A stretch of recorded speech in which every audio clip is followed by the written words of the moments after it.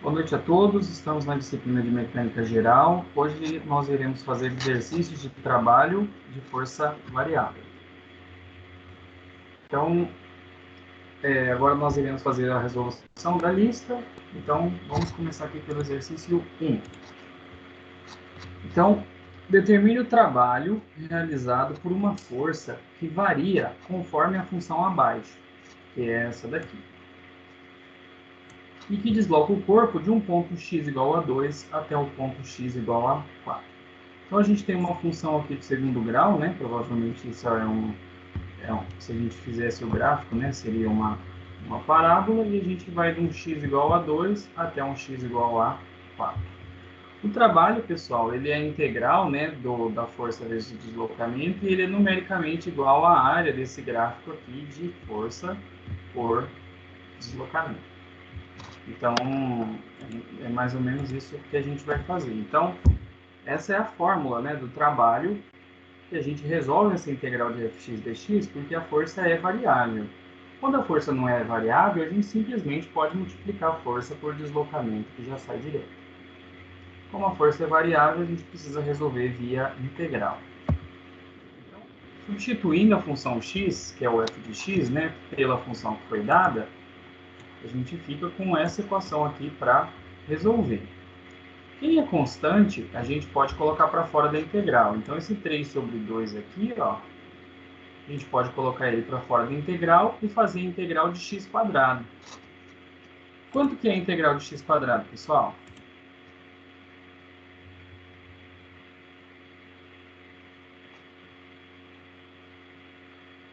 Eliezer que fez.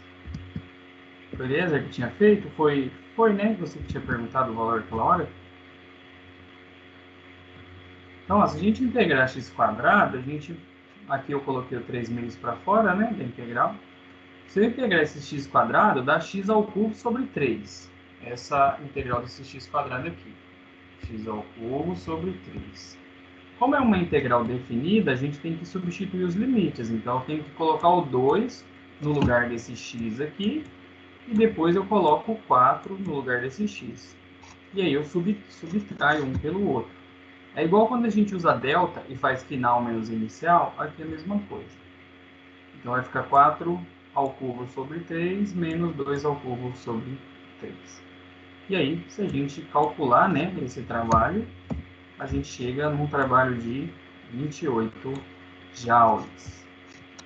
Entendido essa primeira parte aqui, pessoal, de como calcular esse trabalho?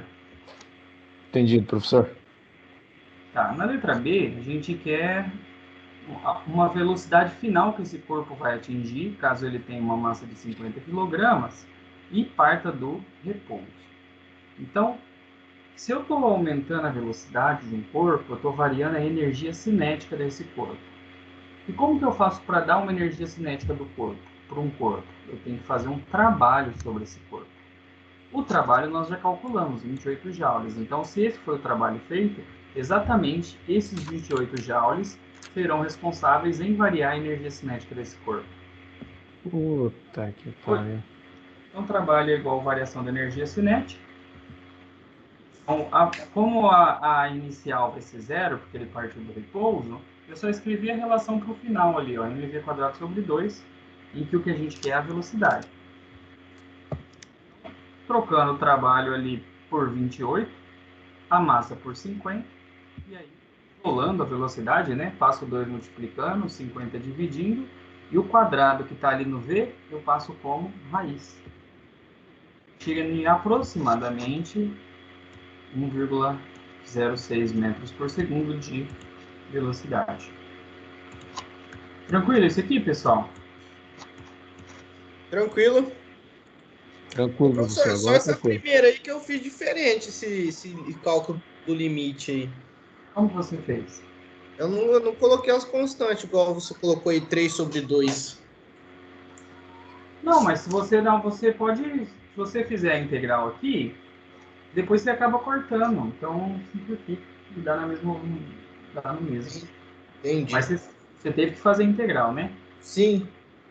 Não, porque dá na mesma. Você pode cortar esse 3 com esses 3, ó. Igual eu cortei ali. E aí você vai ficar 4 ao cubo menos 2 ao cubo e divide por 2 a resposta. Tá na mesma. Uhum. Então tá. Vamos pro próximo. Uma força é exercida sobre uma mola, e aqui é a constante elástica dessa mola. A constante elástica da mola nos dá a dificuldade que a gente tem em comprimir ou estender essa mola, né? Esticar ela. E aqui nesse caso a gente vai comprimir essa mola 50 centímetros. E aí a gente quer o trabalho realizado por essa força. Então, de novo, a equação do trabalho está aí. A força que... Vou fazer um desenho aqui, ó, só para a gente discutir. Aqui está a mola, aqui está o corpo, e eu vou fazer uma força assim, ó. Eu vou fazer a força para a esquerda e a mola faz a força para a Direito. direita. Então, eu vou fazer a minha força para vencer, né, essa força elástica. Então, a força que eu tenho que fazer, ela tem que ser no mínimo igual a essa força elástica para eu conseguir comprimir essa mola. Porque se minha força for menor, eu não consigo. Se minha força for maior, esse corpo vai para frente de forma acelerada. Se as duas forem iguais, eu consigo movimentar esse corpo com velocidade constante. Ou eu simplesmente mantenho ele parado. Como a gente falou que comprimiu 50 centímetros, então a gente conseguiu movimentar ele. Então, no lugar da força aqui, que é variável, eu vou substituir pela equação da lei de Hooke.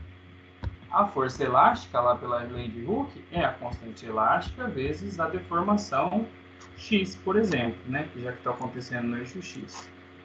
Então, eu substituí ali pela lei de Hooke, que fala que a força elástica é igual a x, já que a minha força F aqui tem que ser igual a essa força elástica para eu conseguir, pelo menos, empurrar esse corpo aí.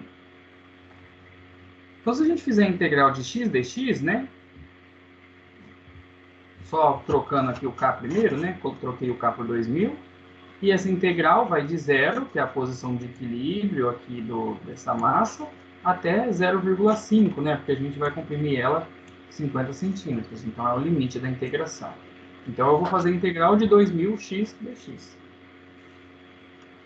A integral de x dx, pessoal, só fazer aqui separadinho, é x² sobre 2. E aí, como já tinha o 2000 ali, né? Eu posso colocar ele para fora da integral. Ou simplesmente vai ficar 2000 em cima e 2 embaixo, dá para simplificar e escrever só 1000, tem vários jeitos de fazer. Então, vai dar x² sobre 2. Como o limite inferior é zero, para esse caso aqui não precisa substituir, né, porque vai zerar, então eu só substituir o meio. Meio. Então, vai ficar meio ao quadrado vezes 2000 dividido por 2. E aí vai dar 250 joules para você, gastos, né, para você conseguir comprimir essa mola aí meio metro. É legal reforçar que exatamente esse valor desse trabalho vai ser convertido em energia potencial elástica para a mola. Então, esse trabalho aqui que foi gasto, ele está indo para a mola em forma de energia potencial. Então, essa energia vai ficar ali armazenada na mola, porque a partir do momento que eu cesse essa força F aqui, ó, a mola vai empurrar o corpo de volta. Então, ela guardou esses 250 joules. Se a gente desprezar perdas com atrito, ela vai dar 250 joules para esse corpo. Como ele vai movimentar, esses 250 joules vai virar energia cinética, porque o corpo vai ganhar movimento. Então, se a gente soubesse essa massa, por exemplo, desse corpo, teria até como a gente determinar qual é a velocidade que ele vai ganhar depois que eu terminar essa força F aí, por exemplo. Então, calcular o trabalho da força elástica também é um trabalho de força variável. Porque quando a gente está falando de mola, a mola, quanto mais você comprime ela, quanto mais você deforma, para ficar mais genérico, mais força você tem que fazer. Vai ficando mais difícil você continuar comprimindo. Por isso que a gente utiliza, por exemplo, integral aí para resolver esse trabalho aí. Tranquilo esse de força elástica, pessoal?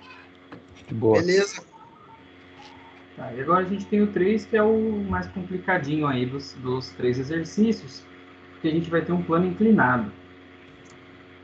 Então a gente tem um guindaste, esse guindaste vai arrastar um container de 20.000 newtons. Então eu já dei o peso do container já. por uma rampa de 10 metros de comprimento e a inclinação dessa rampa é 30 graus. Então, esse motorzinho vai puxar aí esse container aí, arrastando ele por cima da rampa. A força que o guindaste faz é variável. Ela é dependente do deslocamento. Então, quanto mais deslocamento vai acontecendo, mais a força vai aumentando. Então, ela é uma força que depende desse x, e x é uma distância medida em metros. Aqui, como vai ter atrito, então, coeficiente de atrito, que a gente normalmente utiliza aquela letra Mi, né, aquele Mi, é 0,25. E a gente quer saber o trabalho da força resultante exercida sobre o container. Então, a gente tem que calcular a força resultante primeiro e depois calcular o trabalho dela. Então, vou desenhar aqui primeiro, só para a gente interpretar. Ó. Então, aqui está a rampa, aqui está o container,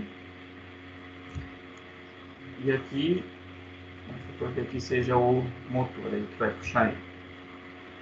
Então, a gente precisa desenhar as forças, né, pessoal? Então, o que eu vou ter? Ó? Eu vou ter peso sempre apontado para o centro da Terra. Como ele está numa superfície, eu tenho uma força normal, que é sempre perpendicular à superfície. Vamos desenhar aqui os vetores.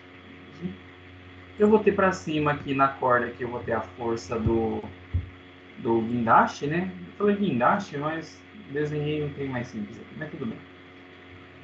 Esse, para trás, como ele vai subir a rampa, para trás aqui eu vou ter uma força de atrito, que a gente chama de FAT. E esse peso, como ele tem ângulo, a gente pode decompor, né? Então eu vou ter aqui, vou chamar de PY, aqui eu vou chamar de PX. Então tá aí desenhada as forças do problema. Se a gente fechar aqui, ó, esse triângulo, a inclinação que está bem aqui, né, a inclinação dessa rampa aqui, por exemplo, né, que eu estou fazendo ali, vocês estão vendo? É 30 graus. Então, se aqui é 30 graus, aqui, ó, onde eu estou fazendo um risquinho vai ser 60, então o 30 graus está aqui, ó, entre PY e P. Aqui é 30 graus. Então, quando a gente for fazer as decomposições, esse PY aqui vai ser um cateto adjacente desse 30 graus, e esse PX vai ser um cateto oposto. Então, a gente precisa lembrar disso para a gente fazer seno e cosseno, né? Saber quem é seno e saber quem é cosseno. Então, se a gente analisar aqui na direção do movimento que o container vai ter, eu vou ter essa força F do motor, né, do guindaste aí, que vai estar fazendo o container subir, e eu vou ter duas forças atrapalhando, que são essas duas que estão aqui, ó, o FAT, então eu tenho uma força de atrito que está atrapalhando ele subir, e eu tenho uma componente de peso, PX, que também atrapalha ele a subir. Então, se a gente for montar a equação da força resultante vai ser esse F em função de T, esse F de T, que na verdade é um F de X, deixa eu arrumar aqui o slide, X, porque ele está em função do comprimento. Rapidinho. Aqui é F de X. A gente vai ter uma força que depende aí do comprimento, que está ali em cima, né? É um F de X. Menos Mi vezes A normal. Que grandeza que é essa aqui, pessoal? Quem que é Mi vezes A normal? É o FAT, né? Força de atrito. Se vocês lembrarem lá, desde a física 1, né? Força de atrito é Mi vezes A normal. E aqui, e também menos o PX, né? Que é a outra componente do peso que está atrapalhando. A gente falou que o PY é a componente do peso que está sendo aplicada no chão. O PX é a componente do peso que faz o container escorregar, né? Para baixo da rampa. O PY é a força que está sendo feita no chão que gerou a normal, né? Que está ali para cima. Então, a gente fica com essas... a força, esse F de X que está para cima, menos as duas forças que estão contrárias ao movimento. Mi vezes a normal, que é o atrito, e menos Px. Fazendo mais um passo, essa normal aqui, ó, quem gera ela é o Py. Porque a normal, pessoal, ela é uma força de reação das superfícies. Se ela é uma reação, precisa ter uma ação. Quem é a ação desse caso? A gente chamou de Py. Então, o peso, como é um plano inclinado, o peso faz duas coisas aí ao mesmo tempo. Ele faz uma força no chão, que gera um atrito, e ele também faz uma força paralela ao chão, que causa uma tendência ao corpo deslizar para baixo. Então, o peso faz duas coisas ao mesmo tempo. Ele faz força no chão e faz o corpo deslizar. A força que faz no chão, que gera o atrito, gera a força normal, que está ali no mesmo sentido dela. E o Px é a outra componente.